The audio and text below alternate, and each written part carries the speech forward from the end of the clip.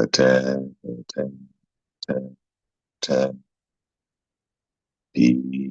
peace, peace, peace, peace.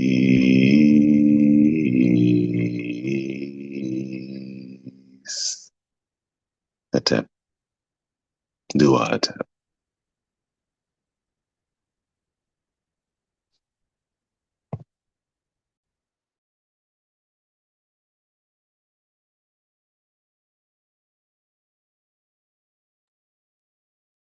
Good job. Greetings.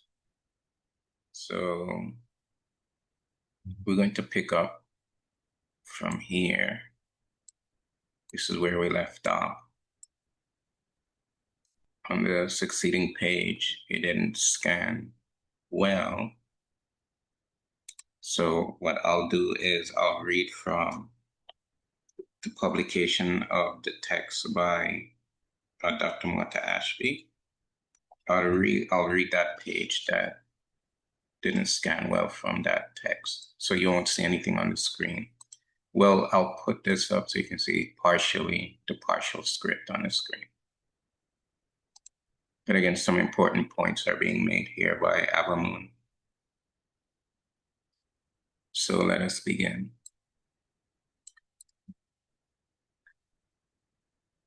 There are certain idioms in each nation. Now I'm reading from the hard copy here. So there are certain idioms in each nation which cannot be signified by language to another nation. And in the next place, though it should be possible to translate them, yet they no longer preserve the same power when translated. Barbarous names, likewise, have much emphasis, great conciseness, and participate of less ambiguity, variety, and multitude. Hence, on all these accounts, they are adapted to more excellent natures.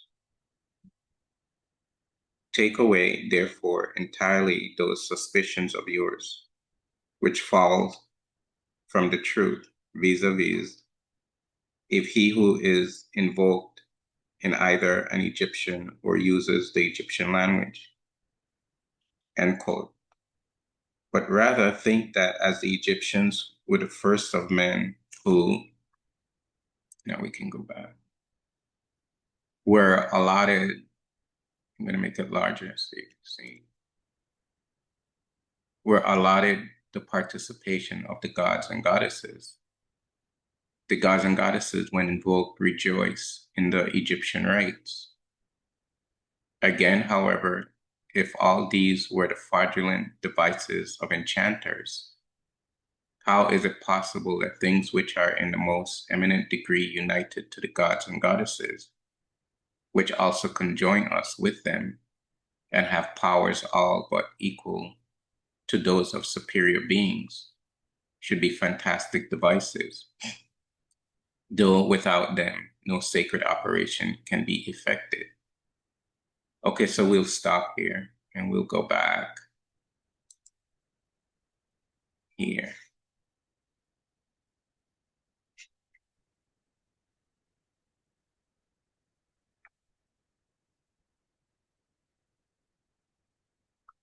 So firstly, the term barbarous, which is not on this copy because of the poor scanning.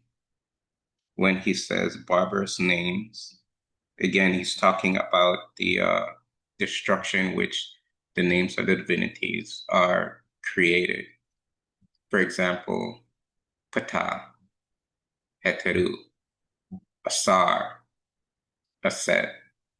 They're not like long names like for humans, like Ursama Adrasa Tepenra. That's just one example. Or Jehutimes or Tutankhamun Hekanu. These are long names.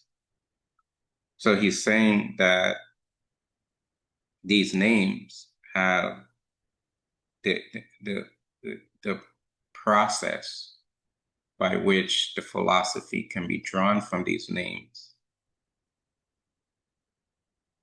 are of an like sort of an exquisite or excellent level because of how they're constructed, meaning they don't have they're not ambiguous.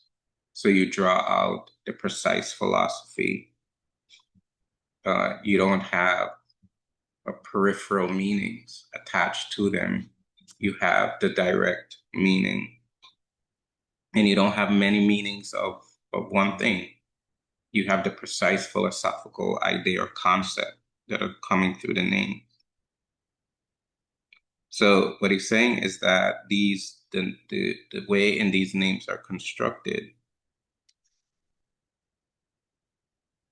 are more precisely related to the nature of the power of the divinity that is being expressed.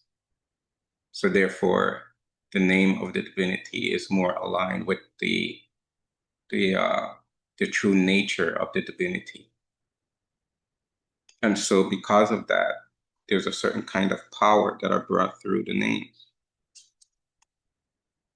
So Porphyry says, if he who is invoked is either an Egyptian or uses the Egyptian language. And what Porphyry is trying to say here is that it doesn't matter what language the names are being invoked.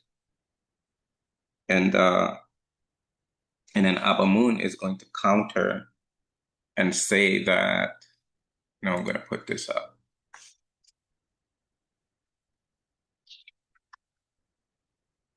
And say that the Egyptians were allotted participation with the gods and goddesses because of how they were able to construct the divinities.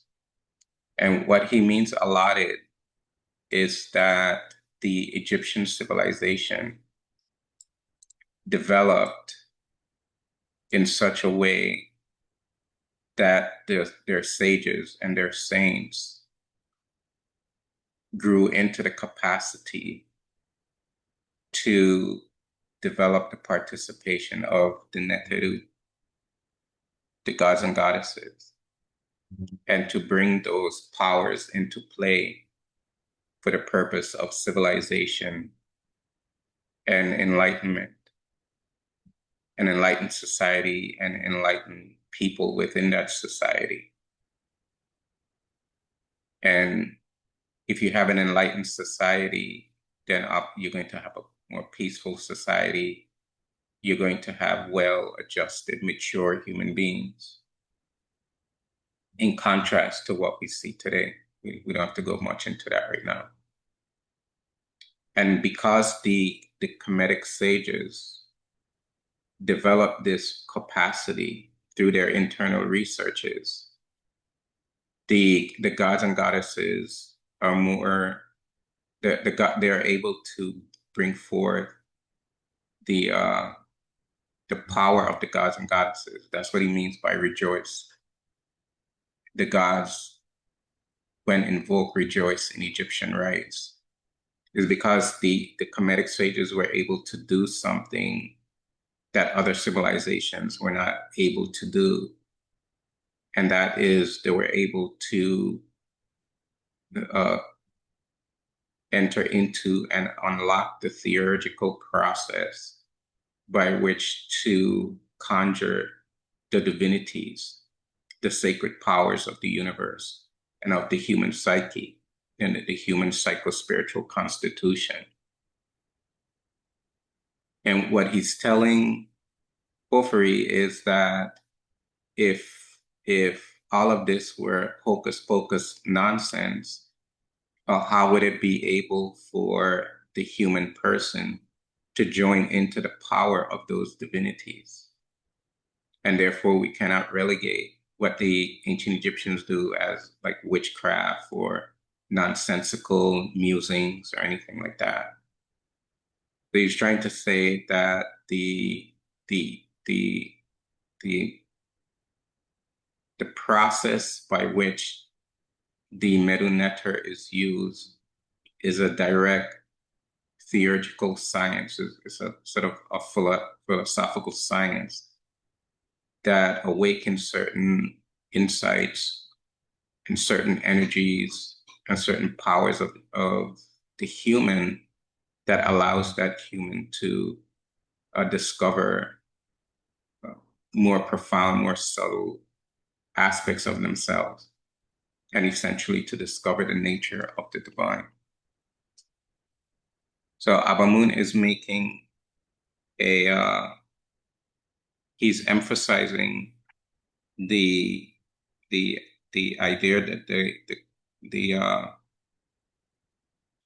process that the ancient Egyptian used to gain entrance into the sacred powers and to gain access to those sacred powers. And the point he's trying to make is that you can't just use any language to get into that. So you can't be chanting Horus, Horus, Horus, Horus and expect the same result if you were to chant Heru, Heru, Heru, Heru, Heru like that. It's not going to work. So what he's saying is that it's the theurgy is not translatable from language to language. You have to use the precise language.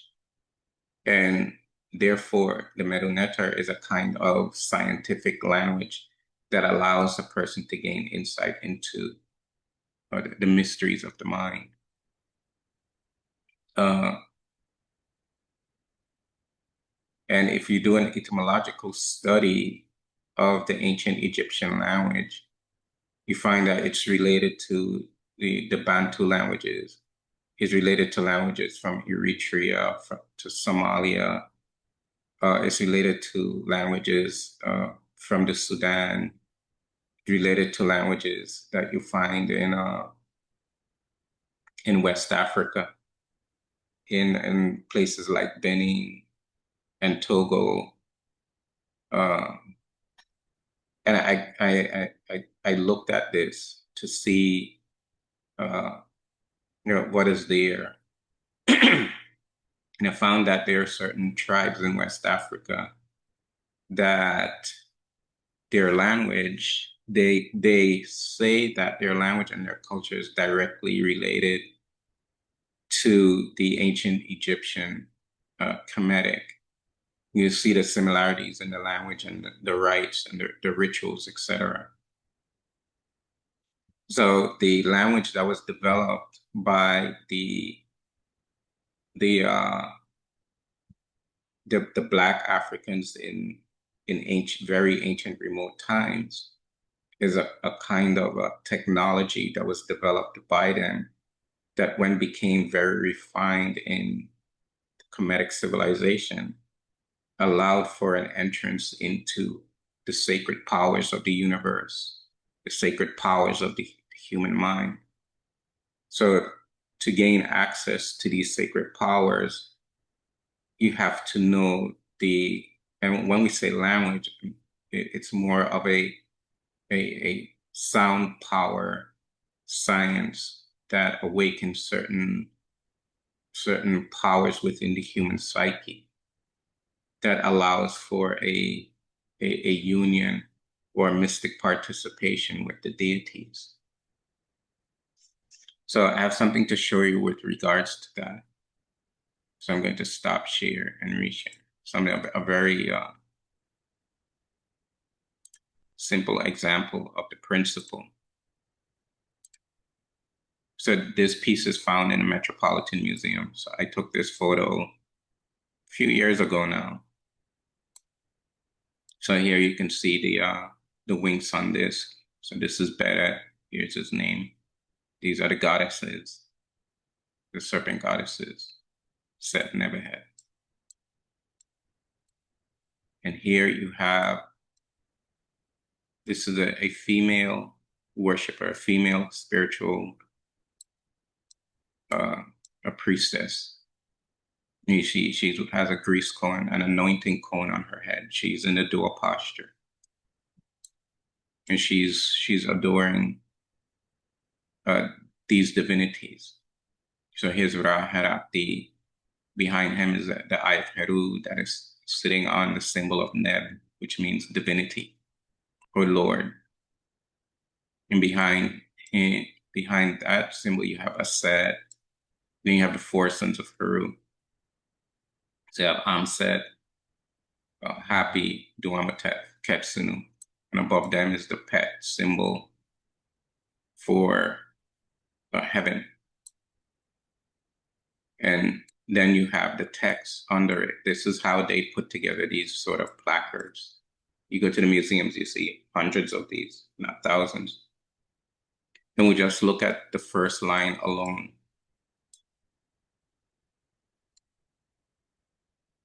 It says, Su di etep ra parati netera perpet neteru per em aket pertem em neptawi anu e df perkeru.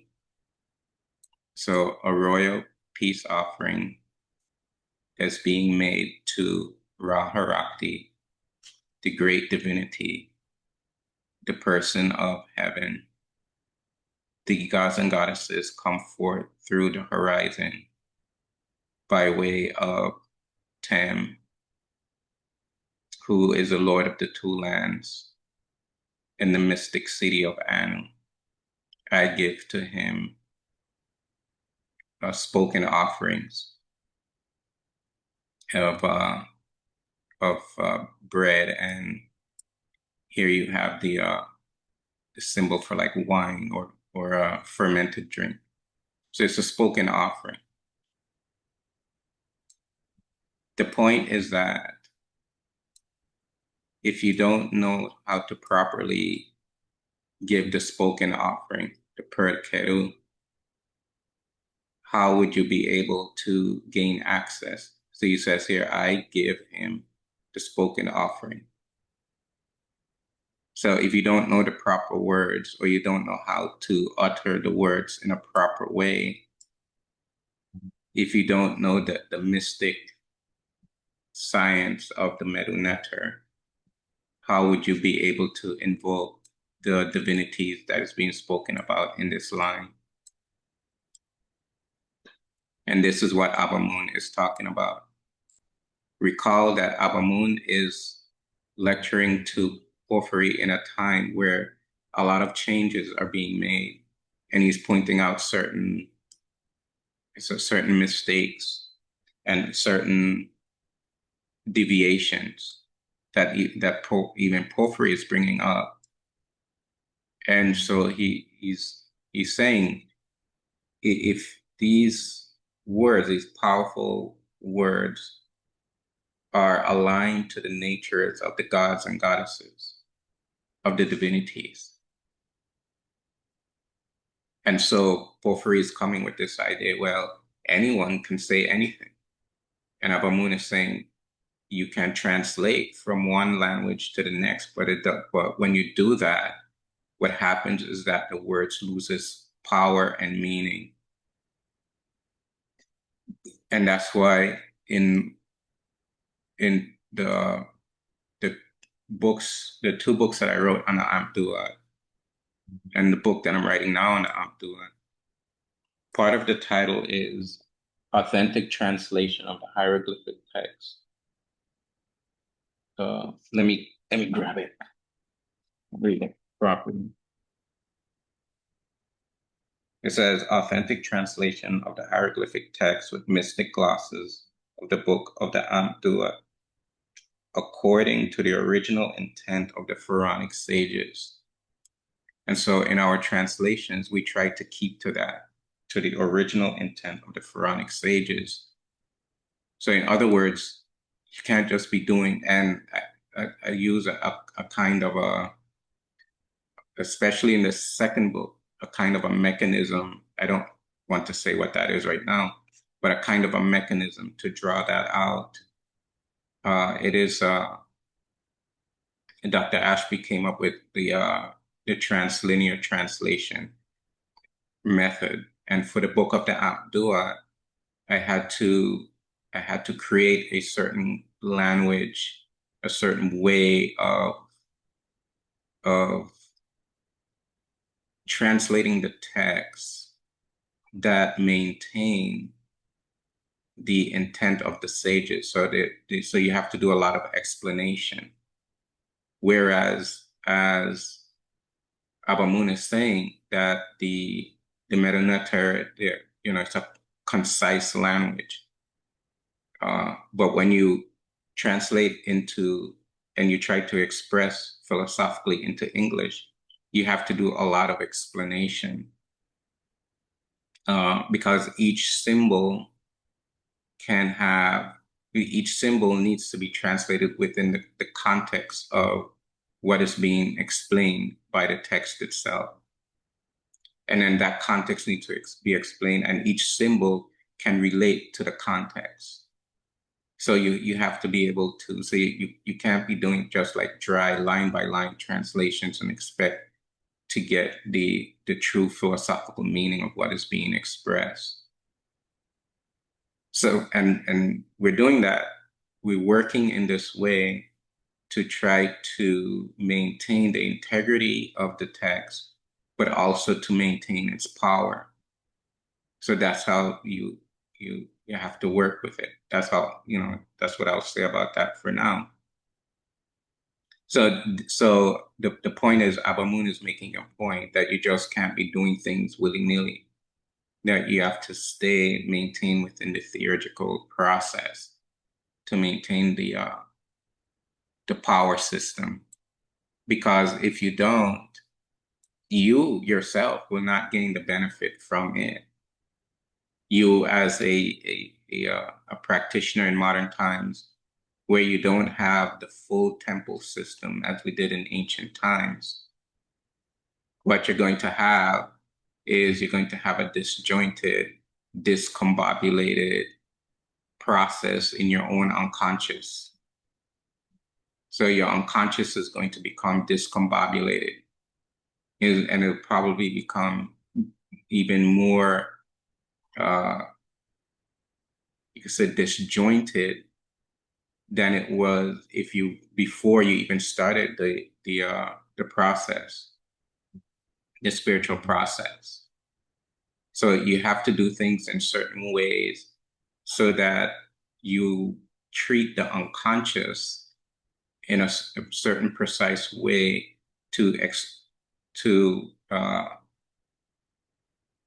cause what we were talking about last night, expansion in consciousness. Or else you'll have a disjointed spiritual movement if things are all over the place and you're not trying to maintain the integrity and the theurgical process of the teaching, the theurgical process of the words and how they're translated, etc. It has to be done in a certain specific way that we were able to tap into because of certain things that we did, etc., etc. And I've developed a certain capacity for doing, and this is why even Asarma, she, when we go to places, she would say, like if we go to a museum, she would say, translate that for me, or can you translate that? Or when we are in Kemet in Egypt, she would say, translate that. Because I've developed a certain kind of capacity to be able to do that kind of, on the ground, in situ translation, and bring forth as best as can be done in an in situ environment some of the elements of the teaching in a close as an authentic way as possible within that environment. And so that's how we work with these things. And that's what Abamun is talking about to Porphyry. That it has, you can't be just doing anything anyhow and expect the power to be maintained. When early Egyptologists, they did a favor, like when Champollion deciphered the text, using the Rosetta Stone that was found in Rosetta in Lower Egypt. That was a good work when Budge started to do his translations that sort of jump-started things. But then when we started to look at the text and do translations, we found that more work needed to be done if we're going to tap into the mysticism and the mystery of the text. And so, and not to put them down and say they didn't do anything good or anything like that. They did, but then dry translations, you lose a lot when you do dry translations. You don't get into the deep, profound mystery of what is being expressed. And so that's what we discovered, and that's what we tried to do in our work. So hopefully, if Ab Amon was here, he would be pleased in what we're doing. And that's the standard. The standard is the standard that is set by the sages. And so if you're doing it only from an intellectual perspective, which this is what Budge and Champollion and others were doing, then you're going to get a dry intellectual interpretation, and you're going to lose a lot of meaning, and you're going to lose a lot of nuance. You're going to lose a lot of theurgy and mysticism and metaphysics when you do it that way. But if you do it another way, if you do it along the theurgical process, what happens is that you get a rich philosophy. You get to see how rich and profound the philosophy is, on par with any spiritual philosophy or anywhere. So on par with Buddhism, their texts, on par with Hinduism, their texts like the Vedas, etc. The Buddhist texts, even as rich as some of the Tibetan Buddhist texts. You get to see the great profundity. And so the ancient sages that emerged in ancient Africa, they did humanity. This is a development for the benefit of humanity. And if humanity becomes so deluded that they turn away from it or they try to destroy it or whatever, then you get what you have today. Instead of building pyramids, you're building atomic bombs so you can blow each other up instead of following the path of the sages that elevates. You'll be creating machines that destroy and hurt, cause harm, suffering, disease, sickness, killings, murders, genocides. Like what's going on in the Sudan today, what happened in Rwanda. You'll be following philosophies that are steeped in unrighteousness and untruth. And that's the problem. It's steeped in untruth. So instead of building temples to the divinities, you'll be building skyscrapers to Wall Street. And then you'll have a different kind of focus of life.